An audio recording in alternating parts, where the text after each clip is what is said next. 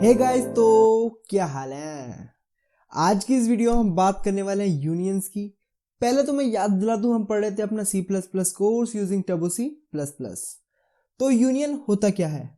Union आपको, आप दूसरे शब्दों में अगर सिर्फ समझने के लिए बोलूं, क्योंकि आपने अभी अभी स्ट्रक्चर पढ़ा है, तो समझने के लिए मैं बोल सकता हूं एक तरीके का स्ट्रक्चर ही है। मतलब कि ज़्यादातर अगर आपको एग्जाम्स वगैरह भी कभी दोगे ना, आप सेशनल में एग्जाम्स में, अगर आप BCA में बीटेक में कहीं पढ़ रहे हो, तो इसमें ये पूछा जा सकता है स्ट्रक्चर यूनियन में डिफरेंस क्या होता है। क्योंकि यूनियन स्ट्रक्चर से काफ़ी मैच करता है, इसके डिक्लेयर करने का तरीका हो, ये सारी चीज़ें इसमें काफ़ी मैच करती हैं। लेकिन यूनियन में ना एक ही डिफरेंस होता है। क्या डिफरेंस होता है वो आपको एग्जाम्पल के थ्रू समझ आएगा, या फिर चलो पहले बता देता हूँ, एग्जाम्पल बाद में देंगे। यूनियन के अंदर जो स्टोरेज के लिए जगह होती है वो रिजर्व होती है, बट लेकिन एड्रेस मतलब कि बट लेकिन स्ट्रक्चर के अंदर जो उसका स्टोरेज के लिए जो जगह होती है वो सबके लिए अलग अलग प्रोवाइड कराई जाती है। लेकिन यूनियन में एक सेपरेट जगह दी जाती है, जिसकी वजह से क्या होता है, मान लो लास्ट टाइम पे हमने आईडी ली थी, लास्ट टाइम पे हमने आईडी लिया था, चलो पूरा एग्जांपल देके बताएंगे, ये मैंने बता दिया। तो एग्जांपल ले लेते हैं, उसके बिना अच्छे से नहीं समझ आएगा, तो देख लेते हैं। तो यहाँ पर जिस तरह हमने स्ट्रक्चर को डिफाइन किया था, उसी तरह हम यहाँ पर यूनियन को डिफाइन कर देते हैं। यूनियन तो यूनियन डिफाइन करने के बाद में यूनियन का नाम दे देंगे जिस तरह हमने स्ट्रक्चर दिया था। जैसे लास्ट टाइम पे एग्जांपल लिया था एम्प्लॉय का, उसी तरह यहाँ पर भी एग्जांपल लेते हैं एम्प्लॉय का। तो एम्प्लॉय का एग्जांपल लेंगे तो यहाँ पर भी हम इंट आईडी दे देते हैं, और आईडी दे दिया, और यहाँ पर केयर में फेव केयर दे दिया, और हमारा फ्लोट में सैलरी दे दी। ये तीनों चीज़ें हमने यहाँ पर दे दी। आपको भी लग रहा होगा यार ये तो स्ट्रक्चर की तरह है, इसमें क्या डिफरेंस है। अभी दिखाएंगे डिफरेंस, बहुत बड़ा डिफरेंस है। क्योंकि स्टोरेज का एक बहुत बड़ी चीज़ होती है स्टोरेज। आखिर एक बात बताइए, सेम फंक्शंस अगर आपको 1 GB में 1 GB डेटा स्टोरेज के साथ मिले, मतलब कि आप क्रोम का एग्जांपल लीजिए, मान लो क्रोम के फंक्शंस और किसी और ब्रेव के फंक्शंस अगर सेम हो, ठीक, और स्टोरेज दोनों की काफ़ी डिफरेंस हो, मान लो एक 1 GB का, एक 3 GB का, तो किसको आप प्रीफर करोगे? 1 GB वाले को ना। तो इसके लिए इसमें स्टोरेज का ही फर्क है और कुछ नहीं। तो देख लेते हैं यहाँ पर, जिस तरह हमने स्ट्रक्चर के लिए यहाँ पर कॉल किया था, वेरिएबल बनाया था, वैसे ही यूनियन का बनाएंगे। कैसे? EMPLOY employ.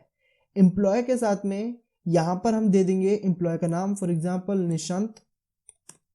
तो निशांत का वेरिएबल हमारा एम्प्लॉय है निशांत। निशांत की हमें आईडी सेट करनी है। कैसे सेट करेंगे? निशांत डॉट आईडी क्या दे देंगे? 1। निशांत डॉट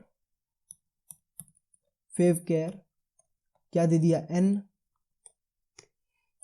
निशांत डॉट क्या चीज होती है? सैलरी 10,000। ठीक है, तो हमने यहाँ पर निशांत की तीनों चीज़ें यहाँ पर प्रोवाइड करा दी हैं। तीनों चीज़ें प्रोवाइड कराने के बाद में हम अगर इसे सी आउट कराएं, तो आपको यहाँ पर काफ़ी बड़ा चेंज देखने को मिलेगा। आपके जो आपको डिजायर्ड आउटपुट महसूस हो रहा होगा ना, वो आएगा नहीं। अगर हम यहाँ पर निशांत डॉट आईडी सी आउट करा लें, उसके बाद में यहाँ पर सी आउट करा लें निशांत डॉट फेव केयर,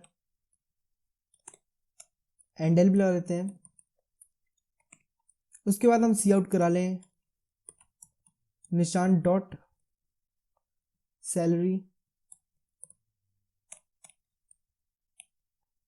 यहां पर भी एंडल लगा लिया। ठीक है, अगर अब इसे हम रन करेंगे ना, आपको क्या लगता है क्या आउटपुट आएगा? चलो फिर भी रन कर देते हैं, आपको कुछ समझ नहीं आएगा अगर ये आउटपुट आ क्या रहा है। पहले तो एरर देख लेते हैं, एरर कहाँ से आया।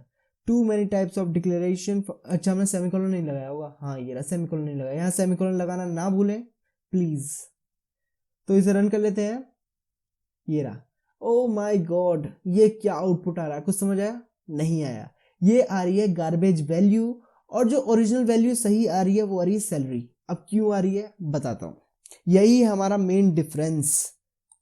तो यहाँ पर क्या होता है, अगर मैं एग्जाम्पल के रूप में लूँ इसका, फॉर एग्जाम्पल अगर हमारे आईडी को स्टोर करने के लिए चाहिए 2 बाइट्स, एग्जाम्पल में ले रहा हूँ, ऐसा नहीं है कि 2 ही बाइट्स चाहिए, एग्जाम्पल, और इसे चाहिए फेवरेट कैरेक्टर को 4 बाइट्स,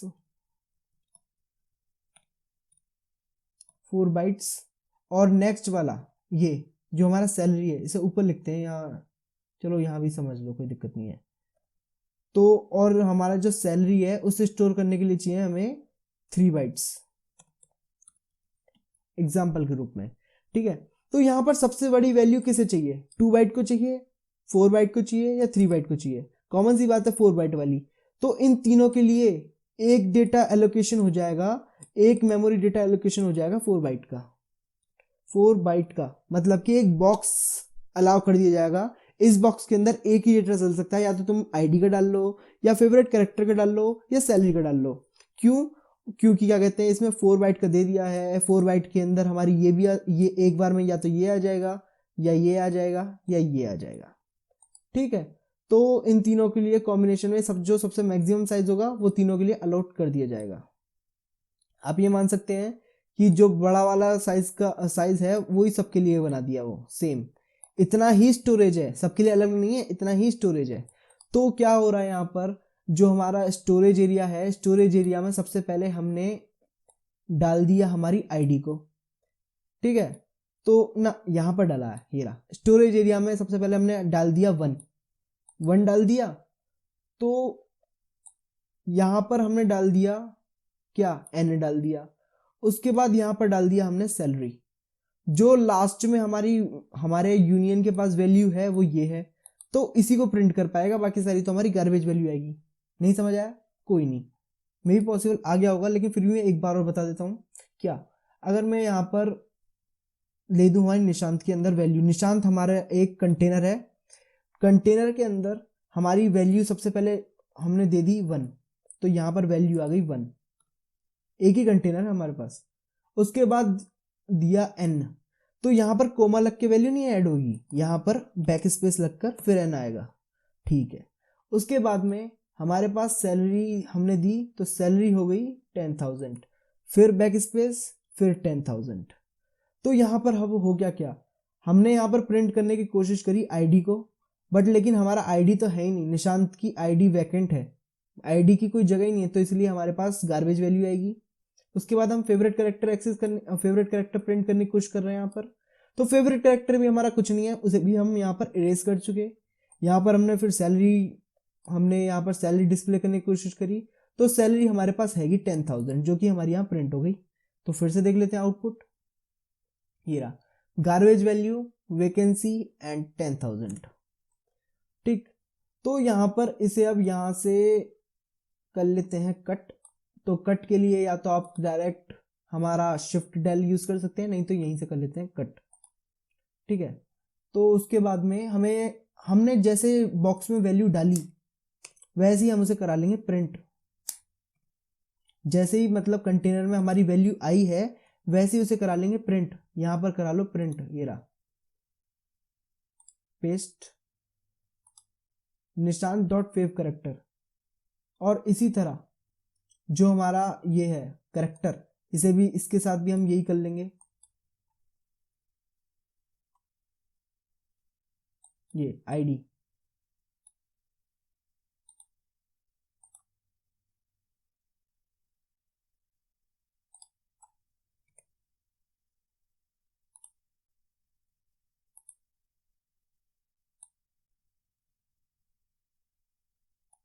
इसे भी यहां से कट कर लेते हैं। ये मैंने गलती से यहाँ पेस्ट कर दिया, ये रहा जहां फेवरेट कैरेक्टर हमारा डिफाइन हो रहा है वहीं पर फेवरेट कैरेक्टर की वैल्यू को हम यहाँ पर पेस्ट कर देंगे, ठीक है। तो ये हमारा favourite character just favourite character के नीचे शो हो गया। अगर अब रन करें तो अब रन होने में हमारा तीनों वैल्यूज आ चुकी हैं, 1 आ गया, n आ गया, 10,000 आ गया। समझ आया क्या करा? मतलब वैल्यू हमने प्रोवाइड करी बॉक्स के अंदर, तुरंत हमने उसे प्रिंट कर लिया, फिर प्रोवाइड करी, फिर प्रिंट कर लिया, फिर प्रोवाइड करी और नीचे फिर प्रिंट कर लिया। तो आपको आई होप गाइज आपको समझ आ गया होगा कि हमारे यूनियन में स्ट्रक्चर में क्या डिफरेंस होता है। मैं तो मेनली क्या कहते हैं, अगर कोई भी है नॉर्मली अगर छोटे बेसिस पर यूज़ करना है तो हम स्ट्रक्चर यूज़ कर लेते हैं, अगर बहुत बड़े बेसिस पर यूज़ करना है तो हम यूनियन का ही यूज़ करते हैं। इससे क्या होता है, मेमोरी एलोकेशन ज़्यादा वेस्ट नहीं होता, जितना ज़रूरी होता है उतना ही काम में आता है। तो if you guys find this video helpful, give this video a big thumbs up and thanks for watching guys.